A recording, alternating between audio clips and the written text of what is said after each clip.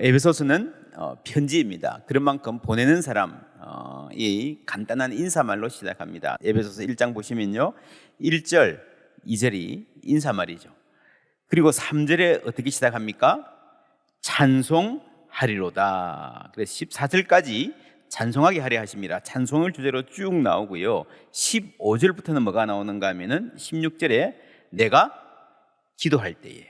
그래서 에베소서 1장은 처음에 간단한 인사가 나온 다음에 찬송이 나오고 그 다음에 기도가 나옵니다. 이 순서가 중요해요. 그리고 이 찬송이 나오고 기도로 넘어갈 때에 15절에 뭐가 나오는가 하면 이로 말미암아. 무슨 말입니까? 이로 말미암아라면요, 쭉 찬송하고 그 찬송한 그 내용 때문에 그걸 생각하면서 기도한다는 거죠. 기도할 수 있다는 거죠. 그래서 찬양이 기도로 이끕니다. 우리가 찬양하면 기도하게 됩니다. 그래서 지금 기도하고 싶은데 기도할 마음이 잘 안 생길 때는요, 뭐부터 하면 됩니까? 찬양하면 되는 거예요. 그리고 나서 2장에 바울이 설명하고 당부하는 신학적인 내용은 2장부터 나옵니다.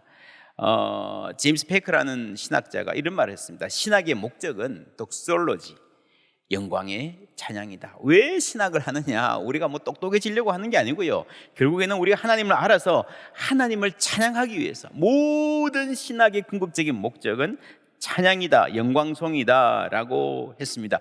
예배의 목적도 하나님을 찬양하고 하나님을 높이는 것입니다. 그래서 이 예배의 시간이, 찬양이 얼마나 중요한 시간인지 모릅니다. 지난주에 에베소에서 평화를 꿈꾸다 했습니다. 에베소가 어떤 곳이라 했습니까? 평화를 꿈꾸기 힘든 곳입니다. 악한 생각들, 잘못된 사상들, 우상 숭배가 가득한 곳입니다. 탐욕스러운 사람들이 자기 이익을 위해서 종교를 이용하고 애국을 팔아먹는 곳입니다. 그리고 어리석은 사람들이 그 사람들에 속아서 목소리 높이고 무슨 말인지도 모르고 막 소리 지르는 곳입니다. 평화를 꿈꾸기 무척 힘든 곳이지만 여기서 평화를 말할 수 있는 것은요, 여기서 샬롬을 누릴 수 있는 것은요, 성경 보세요, 두 가지입니다. 1절에 보면요, 에베소에 있는, 근데 그것만이 다가 아니라 어디에 있습니까? 그리스도 예수 안에 있기 때문입니다. 3절에 보면 찬송하리로다, 하나님 곧 우리 주 예수 그리스도의 아버지께서 어디에서요? 그리스도 안에서, 그리스도 안에 있기 때문에 하늘에 속한 모든 신령한 복을 우리에게 주십니다. 하늘에 속한 모든 신령한 복을 우리는 비록 에베소에 산다 하더라도, 이 땅에 산다 하더라도 그리스도 예수 안에 있기 때문에 누릴 수 있습니다. 그러면 하늘에 속한 신령한 복이 뭘까요? 하늘에 속한 복이라는 말은요, 인간이 줄 수 없는 복, 인간이 이 세상이 만들어낼 수 없는 복을 말합니다. 그러면 그냥 하나님께 속한 복이라고 말하면 될 텐데 왜 굳이 헷갈리게 하늘에 속한 복이라고 했을까요?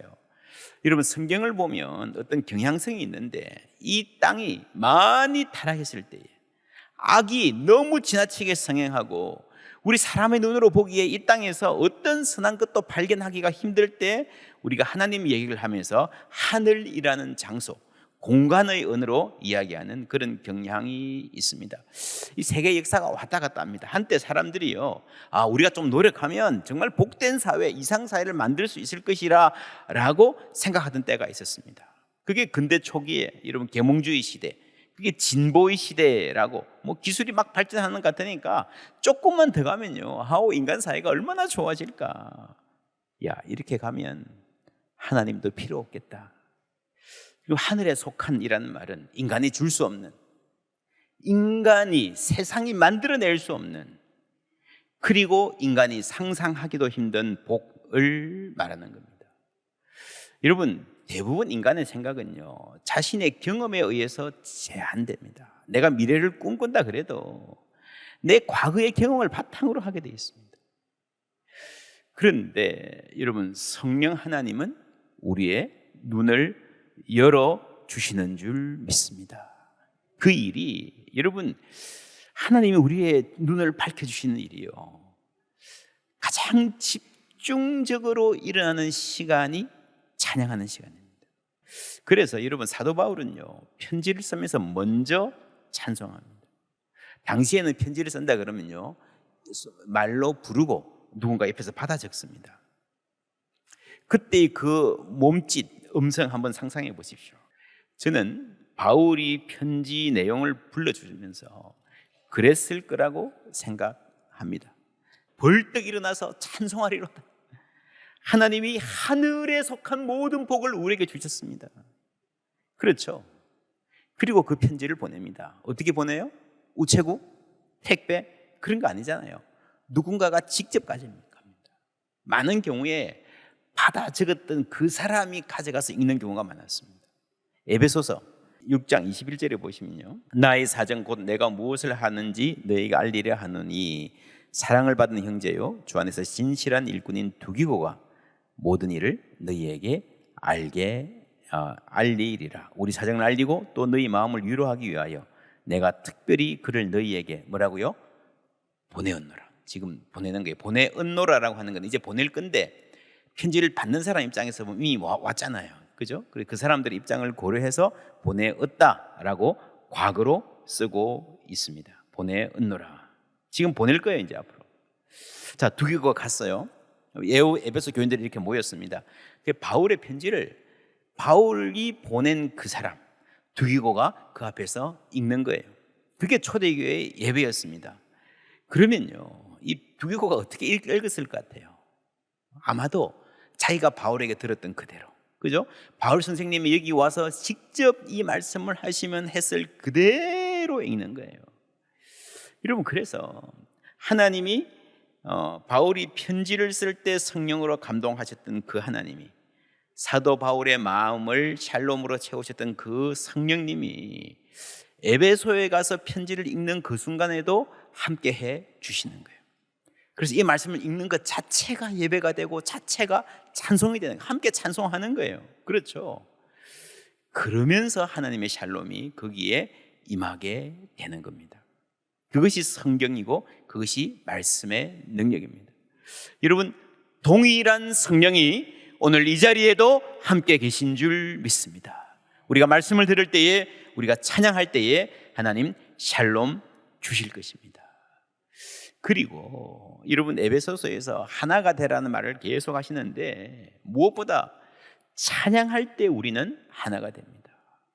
여러분, 사람들이 다른 얘기하다 보면, 여러분 세상에서 다른 얘기하다 보면요, 얘기를 하다 보면 나눠져요. 서로 비교하고 오해하고. 그런데 여러분, 하나님을 찬양할 때에 여러분 가정이든 교회든 마찬가지입니다. 하나가 될 수 있습니다. 하나님의 찬양이 우리를 하나로 먹는 거예요. 왜냐하면 하나님을 높이는 거니까요. 하나님이 주인 되시는 거니까요.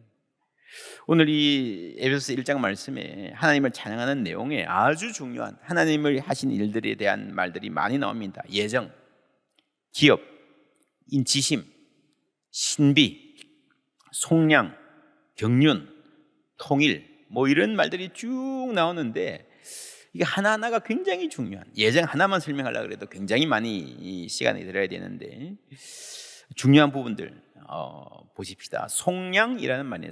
속량이라는 말은요, 무슨 말인가 하면은 값을 지불하고 되찾아온다는 겁니다. 전쟁에서 누가 포로가 되잖아요. 노예가 되잖아요. 혹은 어디 뭐 내가 로마에서 이집트로 갔는데 그런 일 많았습니다. 해적을 만나서 붙잡혔어요. 인질로 잡았습니다. 그러면 5천만 원 가져오라. 5천만 원 다투잖아요. 그게 여러분 속량하는 거예요. 그게 랜섬이에요. 랜섬, 몸값. 이 속량이라는 말이 구약 성경에서는 특별히 이 맥락에서 쓰입니다. 출애굽기 6장 6절 말씀 함께 읽습니다. 그러므로 이스라엘 자손에게 말하기를 나는 여호와라. 내가 애굽 사람의 무거운 짐 밑에서 너희를 빼내며 그들의 노역에서 너희를 건지며 편팔과 여러 큰 심판들로써 너희를 속량하여. 출애굽이죠. 노예되었던 이 백성들을 하나님이 건져주셨다, 다시 되찾으셨다 할 때 속량이라는 말을 씁니다. 하나님 대가를 지불하셨다는 거예요. 오늘 에베소서 1장 7절에 나옵니다. 다 같이 읽습니다. 우리는 그리스도 안에서 그의 은혜의 풍성함을 따라 그의 피로 말미암아 속량 곧 죄사함을 받았느니라. 아멘. 보이시죠? 출애굽의 속량, 예수 그리스도의 십자가로 인한 속량, 로마서 3장 24절을 비롯한 많은 신약 구절에 그리스도 예수 안에 있는 속량으로 말미암아 하나님의 은혜로 값없이 의롭다 하심을 얻은 자 되었느니라. 값없이 무슨 말입니까? 죄의 노예가 된 우리들을 하나님이 값을 지불하고 되찾아 오셨어요. 그 값이 뭐예요? 예수님인 거예요. 예수님이라는 값을 지불하고 되찾아 오셨습니다. 우리가 값없이 은혜를 구원을 받은 것은요, 그게 가치가 없는 것이 아니라, 그게 아니라 우리가 지불할 능력이 없으니 하나님께서 대신 지불해 주셨다. 그게 속량이라는 말입니다. 그래서 이 속량이라는 단어 안에는 구약의 출애굽, 신약의 십자가의 은혜가 함께 들어 있습니다. 자, 출애굽한 백성들이 속량되고 난 다음에, 해방되고 난 다음에 바로 한 행동이 있습니다. 출애굽해가지고요, 홍해 앞에서 꼼짝없이 죽을 줄 알았는데 살아났어요. 살아나고 나서 그 다음에 뭐 했죠? 출애굽기 15장 19절부터 함께 읽습니다. 바로의 말과 병거와 마병이 함께 바다에 들어가매 여호와께서 바닷물을 그들 위에 되돌려 흐르게 하셨으나 이스라엘 자손은 바다 가운데서 마른 땅으로 지나간지라. 아론의 누이 선지자 미리암이 손에 소고를 잡음에 모든 여인도 그를 따라 나오며 소고를 잡고 춤추니 미리암이 그들에게 화답하여 이르되 너희는 여호와를 찬송하라. 그는 높고 영화로우시미요 말과 그 탄 자를 바다에 던지셨음이로다 하였더라. 아멘. 이스라엘 백성들이 뭐 했습니까? 하나님을 찬송했죠.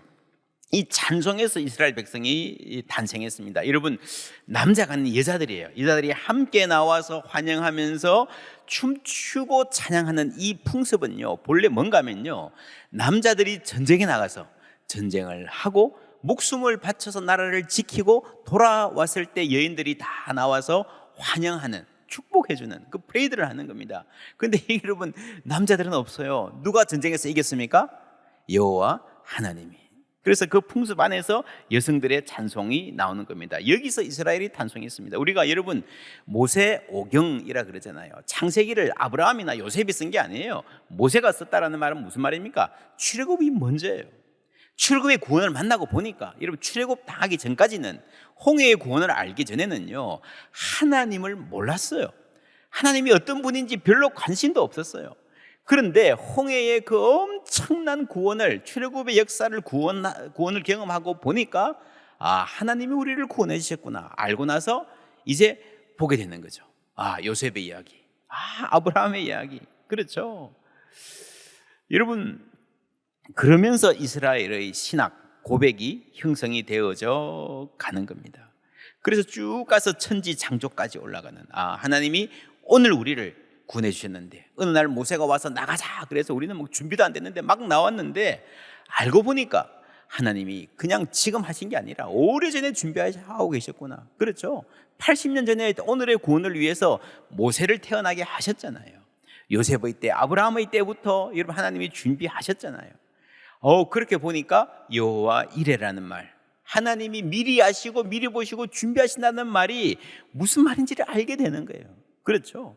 그러면서 창세 때부터의 고백까지 나가는 겁니다. 그 고백, 먼저 우리가 구원을 받고 나서 그 다음에 하나님의 예정하심을 알게 되는 그것이 순서입니다. 창세기 오늘 말씀 4절 다 같이 읽을게요. 곧 창세전에 그리스도 안에서 우리를 택하사 우리로 사랑 안에서 그 앞에 거룩하고 흠이 없게 하시려고. 아멘. 똑같은 말씀이죠. 예수 믿고 보니까 그 다음에 하나님이 우리를 예정하셨구나, 선택하셨구나 하는 걸 알게 되는 겁니다. 9절에 보면 그 뜻의 비밀을, 미스테리온을 우리에게 알리신 것이요, 그의 기뻐하심을 따라 그리스도 안에서 때가 찬 경륜 오이코노미아를 위하여 예정하신 것이다. 이 경륜이라는 말은요, 오이코노미아라는 말은 이 안에 오이코스란 말이 들어가 있습니다. 오이코스에서 나오는 말이 뭔가 하면 이카나미입니다. 이카나미.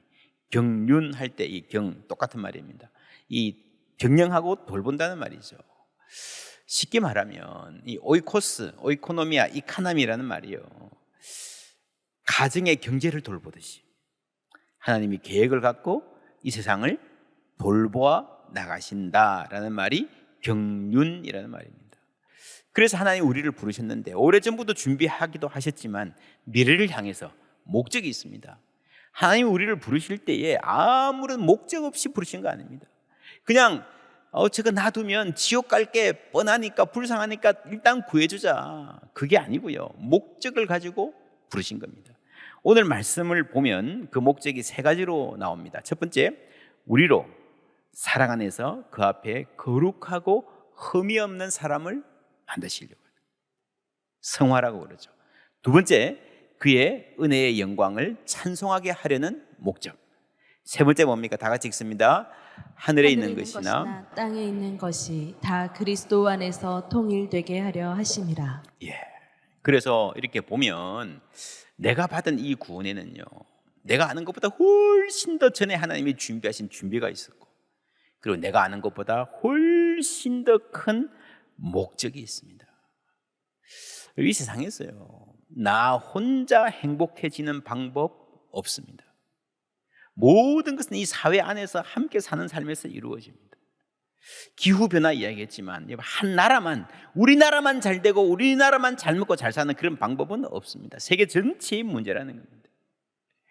최근에 어떤 목사님이 교회 사역 참 열심히 하시는 분인데 이런 글을 쓰셨더라고요. 위대한 꿈을 꾸지 않으려고 합니다.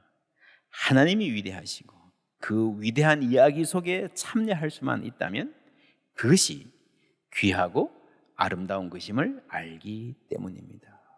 여러분, 이것이 에베소서가 말하는 복음입니다. 하나님의 큰 이야기를 알고 창세전부터 그 큰 목적까지, 그리고 그 안에서 나의 삶을 발견하는 거예요. 여러분, 지금 세상에 많은 문제가요, 내가 위대해져야 된다라고 생각하니까 생기는 문제입니다. 문제는 나 중심주의입니다. 내가 위대해져야 된다, 내가 나고 되면 안 된다, 내가 주인공이 되어야 된다는 거죠. 그 강박. 여러분, 하나님을 알면 그 질곡에서 해방될 줄 믿습니다. 하나님의 큰 이야기를 아는 넓은 시각과 마음, 그것이 있으면요, 치유됩니다. 진리가 너희를 자유롭게 하리라. 할렐루야. 그게 이 말입니다. 하늘에 있는 것이나 땅에 있는 것이 다 그리스도 안에서 뭐라고요? 통일되게 하려 하십니다. 내 중심이 아니라 하나님 중심이에요. 그래서 여러분, 구원의 초점은요, 나 개인, 구원의 범위는 나 개인이 아니에요. 물론 내가 예수 믿고 내가 구원받지만 나에게 유익이 있지만 그것이 전부가 아니라는 거예요. 내가 죽어서 천국 간다, 그게 구원이다, 여러분, 그게 전부가 아닙니다. 하나님이 온 우주 만물의 주인이시라는 고백은 어떻게 됩니까? 이 세상은 악해졌으니까 포기하고 회복 불가능하니까 그냥 놔두고 우리를 위한 어떤 피난처를 따로 만들어서 거기만 하나님이 돌봐주신다. 여러분, 그건 너무 말도 안 되는 이야기예요. 하나님은 그 작은, 우리가 천국이라고 부르는 그 피난처 안에만 축소시키는 행위입니다. 아닙니다. 하나님은 온 우주 만물의 주인이신 줄 믿습니다. 하나님은요, 세상의 창조자세요. 그리고 온 우주 만물을 사랑하시고 그 능력으로 온 우주 만물을 회복시키실 분이세요. 그 새하늘과 새 땅 보라, 내가 만물을 새롭게 하노라. 할렐루야. 그게 여러분 새로운 창조예요. 새 창조. 온 만물이 회복되고 다 통일될 것입니다. 그 큰 이야기, 그 영광스러운 위대한 계획 안에서 나를 구원하시고 나를 부르신 겁니다. 그 전체를 바라볼 수 있어야 우리가 온전한 복음, 온전한 구원을 할 수 있습니다.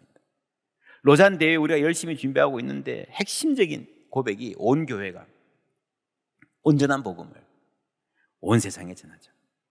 그렇죠? 온전한 복음을 온 세상에. 나 혼자 예수 믿고 천국 간다, 그거는 중요하지만 너무너무 작은 것입니다.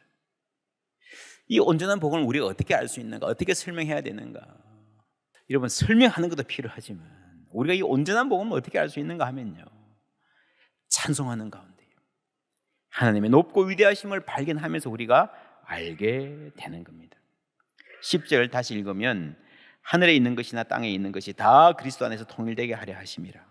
모든 일을 그의 뜻의 결정대로 일하시는 이의 계획을 따라 우리가 예정을 입어 그 안에서 기업이 되었으니 이는 우리가 그리스도 안에서 전부터 바라던 그의 영광의 찬송이 되게 하려 하심이라. 이 12절 말씀이 사실은 번역이 약간 좀 어렵습니다. 무슨 말인지 영어 성경을 참조해서 다시 번역하면요, 그리스도께 먼저 소망을 두었던 우리들이 그의 영광의 찬송을 위한 존재가 되기 위함입니다.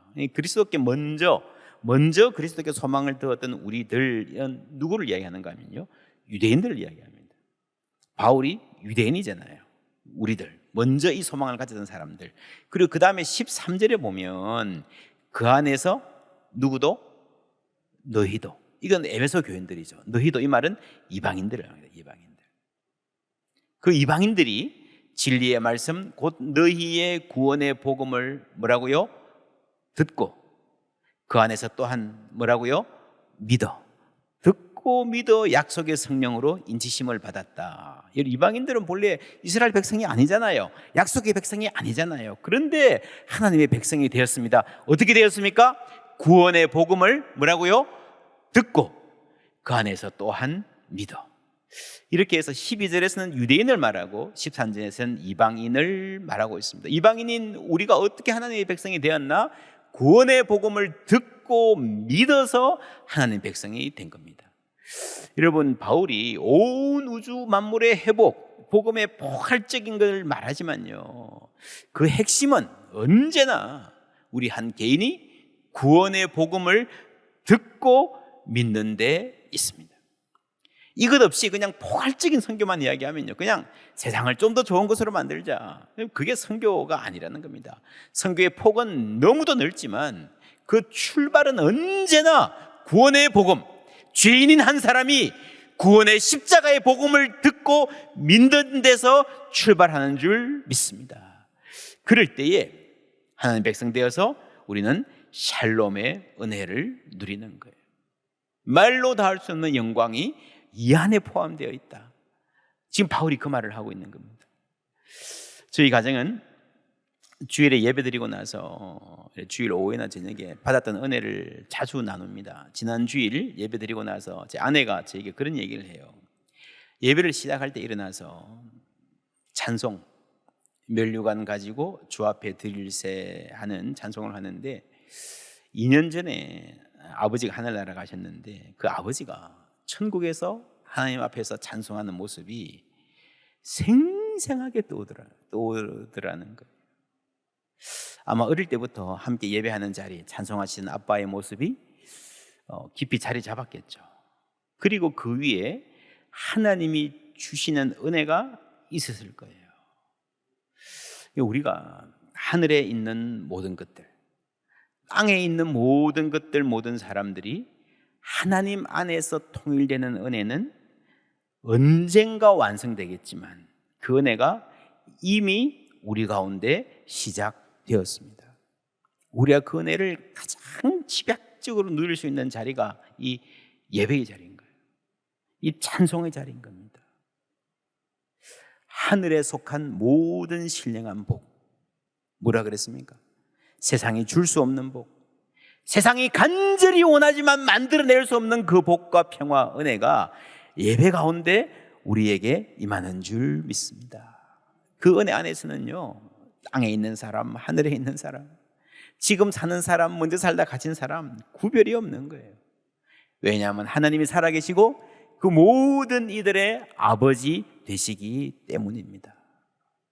하늘에 속한 복을 우리에게 주실 뿐 아니라 하늘과 땅의 모든 것이 주님 안에서 통일되는 것을 알게 하시는 이 복, 우리가 먼저 누리게 하시고 이 예배 가운데에, 그리고 우리의 생활 가운데 세상에 전하게 하십니다. 이 은혜 누리고 이 사명 함께 감당하는 우리 모두 되기를 주님의 이름으로 축원합니다.